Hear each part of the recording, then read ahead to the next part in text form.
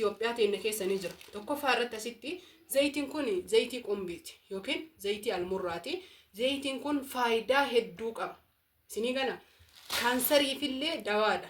Dhugaadhaan oroo waa'ee qoricha aadaa akkasuma mootuyyuu fayyaa kenna. Qumbii sanqofni kamaalitti shabbaatiin daa'ima isa jechuudha. Haala amma ulamee baheen. Assalaamu alaykum wa rahmatullahi wa barakatuhu. Ashama harkifuuni Oromoo kiyya guutu jirra jirtu amantiif kutaan osoo waliin qoodin baga jiraattan isiniin jedha. Har'allee akkuma baratame obboleeyyan kiyya jechuudha. Maaliif qoricha kan kee ka aadaa isaan si beeknee nuun qopheessinee nu hojjedhu yookiin nu qopheessi jedhanii bakka inni jiru dhugaa rabbi dubbachuuf obboleetti kiyya takka haadha jalaa dhukkuba daa'ima kiiloo 6 na ajajjee akkasuma immoo qorsa faayidaa qabu akka qumbii absuudaa fi wantoota tokko na ajajjee ani ammootuyyuu jechuudha wantoota faayidaa qabu waan beekuuf baay'eetu jira. Waan hedduu isiniin jechuu barbaada. Bismillah. Inni kunniin daa'ima abbaa kiiloo 2 warra qabu garuu gadheen gadda daa'imni dhabame ka tokko jalaa hir'atee isiniin jedha. Kiiloo tokko qofa ta'ee keessanitti dubbadhee jira. Rakkoon qabu naan jettee jirti. Daa'imni dhumee jira, qarshiileen dabalee jira. Namootni daa'ima gaafattanii waan baay'ee isin hubachiisuu barbaada. Maaliif jennaaniin daa'ima waan ani isin gurguraa jiru seetanii akkasii miti akkuma meeshaa na ergatan kana ijoolleen naa biti jettee yoo jettee naa biti jedhanii na ergatanii daa'ima bakka inni jiru gammoojjii keessa ofillee odoo hin tahin dhugaa rabbi dubbachuuf abbaa manaati yaa erge isatu bitaa isiniin jedhaa na caalaa isatu beeka inni biyya daa'ima shankoora gaggaarii kana dhalate iddoo dhaloota isaati namni martuu daa'ima ni beeytan jedhee yaada akkasii kanaaf akkasii qubanaa qabaadha har'aaf jechuudha mee haga kana goggoifadhee jedhuu sooftiidhaan isin wajjin turtii gaarii godhuun meeshaaleen kunniin hundi isaatuyyuu ni beekama akkaataa daa'ima abbaatiin jechuudha inni suni kiiloo haga 9 illee ni fuudhaa jechuudha garuu ka isii kiiloo 6 qofa mee jalqaba irratti waan biyya keenya keessa jiru isin agarsiisa hordoftoota fi kabajamtoota kiyya ani namoonni hedduun umurazaanii qorichoota akkanaa yeroo barsiiftu si beekaa turre garuu ammoo amma umurazaan jette yeroo sarrazaan oroo jette fuula kan kee hin argine naan jettani eeyyen anuma isiniin jedha kunoo namni hedduun kunniin biyya keenya keessa hin jirutti yaaddani haa ta'u malee jechuudha ani akkuma isin beeytan waan hojii kana haga takka baradhee dhugaa jibbachuuf jecha osoo hin tahini wanto warroota waan kana ogeeyyii waan kana jala hojjetan jala muuxannoo fudhadheen asiin durallee odeeffannoo tokko akka gorsaattis isinii kennaa ture namoota hedduudha waa'ee gadaamessaallee akkasuma immoo infekshinii oksisa qaama saalaa wantoota tokko jechuudha akka irraa fayyadamtanii bu'aa argattan hedduutu jira kun ammallee Itoophiyaa keessa isinii seenee dhufee jira kuni oomisha Itoophiyaa keessa Oromiyaa keessa isinii galee biyya Arabaatti dhufeensa ina haxxaarraa Arabaa yookiin mana qorsa aadaatii dhufeensa ina warroonni Ameerikaa jirtan Awurooppaa Awustiraaliyaa bakka feetan jiraatan eessa jiraa jettanii yeroo san dhugaa rabbii na gaafachaa turtan walaakiin kunoo Itoophiyaa teenne keessa ni jira tokkoffaa irratti asitti zayitiin kun zayitii qumbiiti yookiin zayitii almurraati zayitiin kun faayidaa hedduu qaba isinii gana kaansariifillee dawaadha dhugaa rabbii isinitti himu kaansariifillee dawaadha infekshinii adda addaatiif dawaadha qufaa sombaatiif dawaadha dawaalee hedduu qaba waa'ee faayidaa isaa yookiin fayyaaf mannu fayyada warra ogeeyyitiif dhiisa an ergamee jennaaniin zayitii almurraa nuu biti jedhanii ergamee jennaaniin zayitii murraallee biti obboleettiitii haadha jalaa dhukkuba isa kana jechuu ganama mankaa shaayitiin jechuudha garaa qullatti haa fudhatanii itti himaa keessaanii kun zayitii murraati ogummaa hojjechuutti hin jiru ergamee waan akkasii naa biti jedhamee bite malee kanas gurguraa hin jiru naa hubadha daa'imas gurguraa hin jiru naa hubadha naabiti waan qulqullina qabu jennaaniin waan qulqullina qabu waan beeku waan ofiin beeyne abbaa manaa kiyyas dabaladhee obboleessa kiyyallee nama na gargaaran na dhihaatanii jechuudha isinii galaami nama dadhabbii kiyya naa hubatan ufit dhiyeessee na gargaaranii bakka jiru wal irkifnee wal buunne adda kiyya dalaguu osoo hin taane maatii wajjin haala saniin fidanii inni kunniin ammoo gahee kiyya duraan nuuni beeytanii akkasuma immoo kun shabbaadha shabbaan maali warra jettan daakkamatu dhufee jiraallee ani manaa hin qaba shabbaan kuni daakanii qulqulleessanii fidanii faayidaa hedduu qaba faayidaa isaa guyyaa biraa isinii dubbadha ammaaf yoo xiqqaate 4 isinii dubbadha tokkoffaa irratti warroonni foolii bobaa akka malee isin ajaa yookiin foolii hamaa isin qabu isa kana yoo fayyadamtanii jettani bobaa gurraacha ta'eef bobaa foolii qabullee isinii addeessa akkasuma mootuyyuu isiniif foolillee qulqulleessa akkasuma shamarran kenna qaama isaanii gadaamessa jabeessuufillee qulqulleessuufillee foolii isaa wantoota hedduudha jechuudha. Itti aansu namootuyyuu fuula keenyallee akka bareeduu fi akka hin shintuurrellee nu gargaara. Hundi isaa kallattiin ittiin dibatan yookiin itti fayyadaman garagara shabbaa kanallee ni jira wanni hin jirre isin jiru isiniin jedha. Kuni zayitii kookinaatiiti. Namoonni hin beekne hin jirtanii rifeensaaf baay'ee gaariidha. Rifeensa caccabuu bubuqqa'uu wanni kun naachuraala. Isinii galaa miti kan uumamaati. Zayitilee biraarraa hanga takka wayyaadha. Keemikaalarraa bilisa akka tahe qarshiin ammoo akka sharafaatitti biyya sanii achitti bitattanii fi asillee yoo laaltan tokkuma. Kuni absuudaadha. Absuudaa namni hin beekne hin jiru. Absuudaan Itoophiyaa eessattuyyuu ni barbaadama. Akka addunyaatitti jechuudha. Absuudaan Itoophiyaa tokkoffaadha, filatamaadha.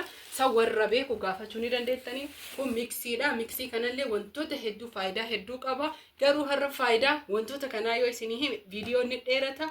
Jalqabaaf ammoo ani meeshaalee asii bite kun haphanni kuni jechuudha. Ka 200tu jira, ka 100tu jira. Isinii galaami kuni lubaanata. Lubaananni illee kunoo isa kana sirriitti hubadhaa ishigiin jira. Lubaanata ammoo obboleettiitii yaan kabite hammata 3 fi ishigiin jechuudha.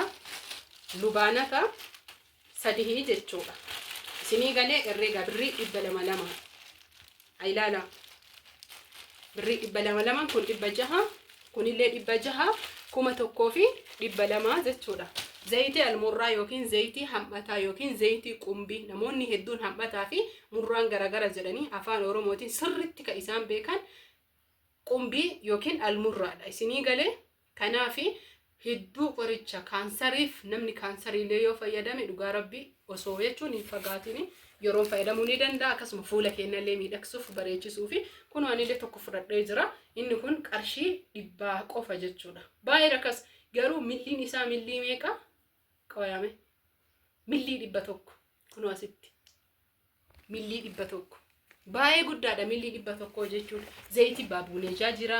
Zayitolee isin barbaadan hundi ni jira. Namoonni barbaadani daa'imillee ni jira. Kuni maastikaadha. Hixaana maastikaa. Hixaanni maastikaa naamusa yookiin bookee akkasuma mootuyyuu foolii mana keenyaa bareechisuufillee faayidolee hedduu akka qabu ni beeytanii.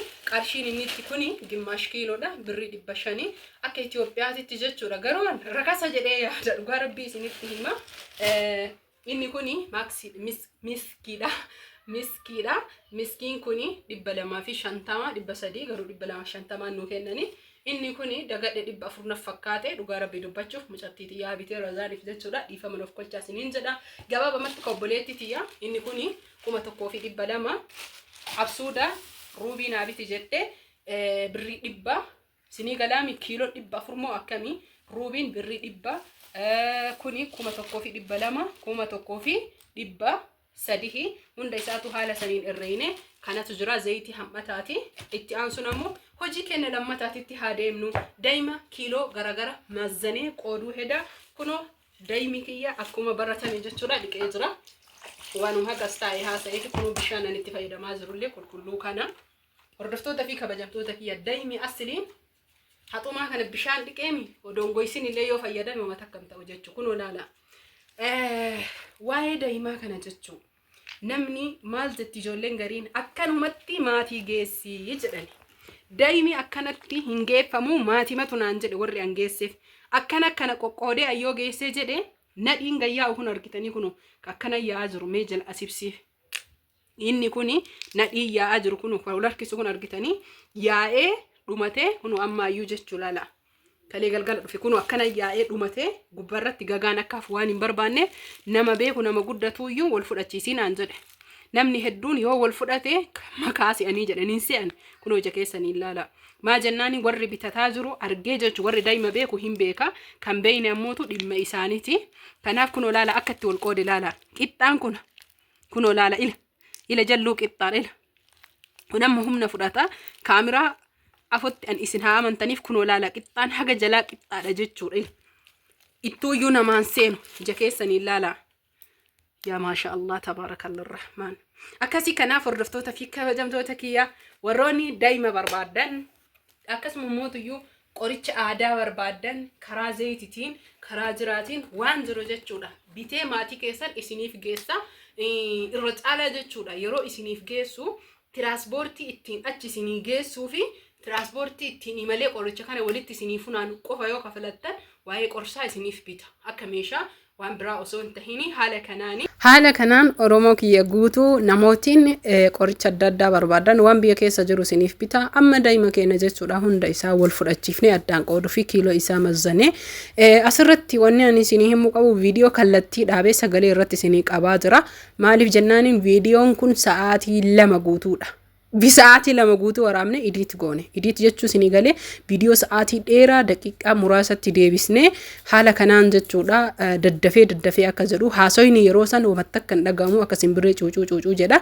Erga sanii kunoo waliin geennee erga jennee kun kiiloo 6 Adaamaa deema. Meeshaa aadaa guutuu qoricha aadaa guutuu isa waliin kunoo kiiloo 6 fi walakkaa gara 7 gasiqee jira. Hordoftoota fi kabajamtoota kiyya itti aansu namoota hedduudha achi asillee kana ajajatanii jedhanii hordoftoota fi kabajamtoota kiyya gabaa asiitii miti maatiitu deema abbaa manaa kiyyaatu deemee bitaa bakki fagoo waan ta'eef maallaqa ergadhaa yeroo nagaafattan san maallaqa ergadhaati akka isinii bitu malee yeroo aanjaa kee deemtu warri jettani ana aanjaa kiyyan deemu achi wanni ani qabu fonnan soqadhu jiru abbaa manaa kiyya isinii erga faayidaa kiyya osoo hin tahin faayidaa keessan qofa barbaadeeti daa'imuu amma jijjiirame maal jechuun ka gaafa duraa lamaan bite sun badaa deemaa ramaa jennaaniin gara dhumaatti deemaa jira waan ta'uuf goysaa jira jechuu daa'imii wannamaan kun irtinii galaami kinnisnummaan kun daa'ima kana hin nyaata jechuu deebisee daa'imeessuuf.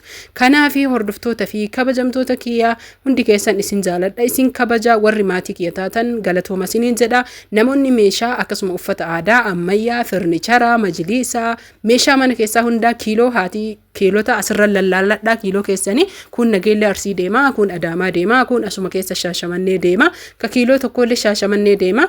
Warroonni karaa biraatillee ajajataa jirtan hunda keessaniif isinii bituu danda'a. Shiinni ni jira wanni hin jiru uffata aadaa irraa barbaadan qamisiidhaan illee hedduutu jira. Minxaafii osoo hin tahin ammallee bifa haarayaani zuuliyaan dhufee jira. Namoonni zuuliyaa barbaadanillee lakkoofsa bilbilaa Duwwaa 978 waatsaappii telegiraama waatsii sagaleedha yoo na dubbistan yeroo hunda ni argama. Imoo bilbiltanii warri na dhabdaniif biizidha imoo yeroo hunda kaasuu hin danda'u. Kaameraan bilbilli kiyyallee jechuudha sababa biizii taheef yeroo hedduu kaameraa qulqulleessuu didee jira. Qulqullinna kaameraatiif illee asumaan of kolchaa isiniin jedha. Inshaallah wa ta'ala erga mazzanii hunda isaatu iyyuu geessee addaan qoodee feestaalatti hidhee feestaallee baduu fedha. Faashinii jijjiiramuu edha inshaallah achi booda immoo inni kun guddaadha feestaala gurraachaan guduunfee meeshaa yookiin qoricha aadaa isiillee obboleetiitii wali guuree fi qoricha isiillee ergaa fi inshaallah wa ta'ala kanaa fi hundi keessan nagaatti horaa bulaa fayyaan faaya isin jaaladha isin kabaja warri meeshaalee adda addaa wanna feetan barbaadan heloo jechuudhaan na dubbisa hundi keessan galatooma moonni hin jirre biyya keenya hin jiru. Ibaada korri diraamaa jedhe sun ibaada lakkoofsaa qofti haa jiraattu wannummaan biyya keenya hin jiru qoricharraa meesharraa uffatarraa wanni ani isiniin jedhu takkallee hin jiru kunoo haala kanaan ergaa jira. Ani ufiin gurguru naa hubadha na ergattanii isiniif bita deemii naa biti yoo jettan isiniif bita nagaatti fayyaan faaya horaa bulaa.